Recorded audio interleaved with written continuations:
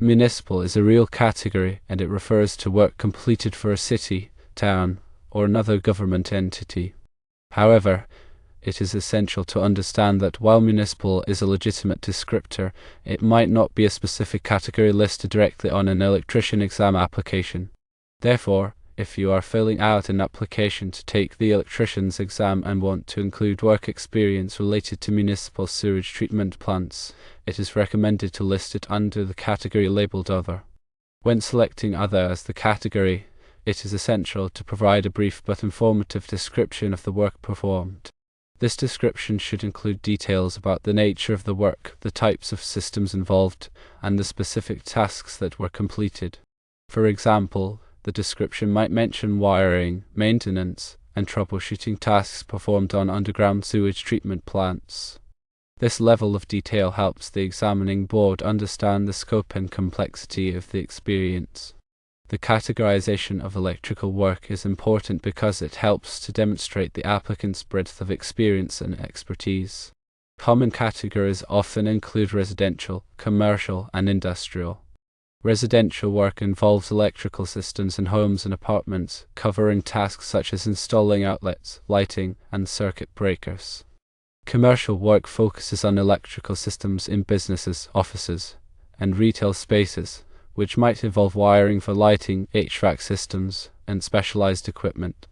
Industrial work involves the electrical systems in manufacturing plants, factories, and other heavy industrial settings, often dealing with high-voltage equipment, complex control systems, and machinery. Municipal work, while less commonly listed as a standalone category on applications, often encompasses aspects of both commercial and industrial work, but with a specific focus on public infrastructure and services. Examples of municipal electrical work include wiring and maintaining traffic signals, public lighting, water treatment plants, and sewage treatment facilities.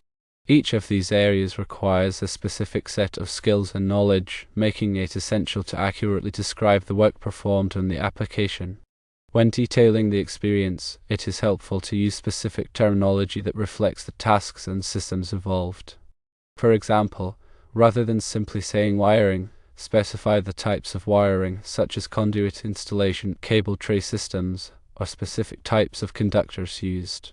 If the work involved maintenance, describe the types of equipment maintained, such as pumps, motors, control panels, or instrumentation.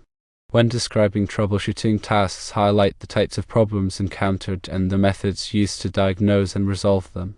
This might include using diagnostic tools like multimeters, oscilloscopes, or thermal images to identify faults and perform repairs. It is also beneficial to mention any relevant codes or standards that were followed during the work. For example, electrical work in the United States is typically governed by the National Electrical Code, or NEC. Adhering to these codes ensures that electrical systems are installed and maintained safely and correctly. When describing the work, mention compliance with NEC standards and any specific articles or sections that were relevant to the tasks performed. For example, if the work involved installing underground wiring, reference NEC Article 300.5, which covers requirements for underground installations. If the work involved hazardous locations, reference NEC Article 500 and the relevant sections for classifying those locations. In addition to the NEC, there may be other local or state codes that apply to the work. Be sure to mention compliance with these codes as well. For example, California has its own set of electrical codes that are based on the NEC but include additional requirements or modifications. Compliance with these codes is essential for ensuring the safety and reliability of electrical systems. When applying for an electrician's exam, the examining board will typically evaluate the applicant's experience based on several factors, including the breadth of experience, the level of responsibility, and the complexity of the tasks performed. Providing a detailed and accurate description of the work experience is crucial for demonstrating that the applicant meets the requirements for licensure. In addition to describing the work performed, it is also helpful to include information about the projects that were worked on. For example, if the work involved upgrading the electrical systems at a sewage treatment plant, describe the scope of the project, the challenges that were encountered, and the solutions that were implemented. This provides the examining board with a better understanding of the applicant's ability to handle complex electrical projects. It is also beneficial to include information about any training or certifications that are relevant to the work. For example, if the applicant has completed any specialized training courses on motor controls, programmable logic controllers, or other relevant topics, be sure to mention these on the application. Similarly, if the applicant holds any certifications, such as a certification in a specific area of electrical work, include this information as well. These credentials demonstrate a commitment to professional development and can help to strengthen the application. When listing the experience under Other, make sure to use clear and concise language. Avoid using jargon or technical terms that may not be familiar to the examining board. Instead, focus on describing the work in a way that is easy to understand. For example, instead of saying install VFD, say install variable frequency drives to control motor speeds.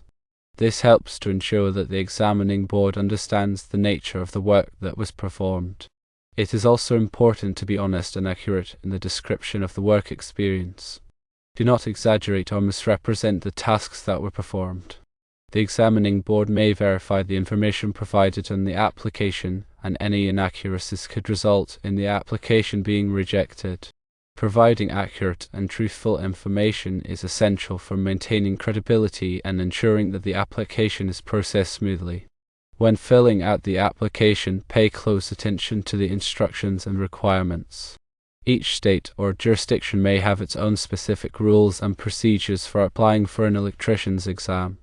Be sure to review these rules carefully and follow them exactly. Failure to comply with the instructions could result in delays or rejection of the application. It is also a good idea to keep a copy of the application and all supporting documents for your records. This will make it easier to respond to any questions or requests for additional information from the examining board.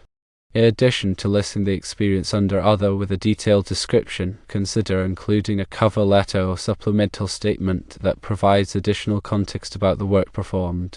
This is an opportunity to highlight the relevance of the experience to the requirements for licensure and to address any questions or concerns that the examining board may have.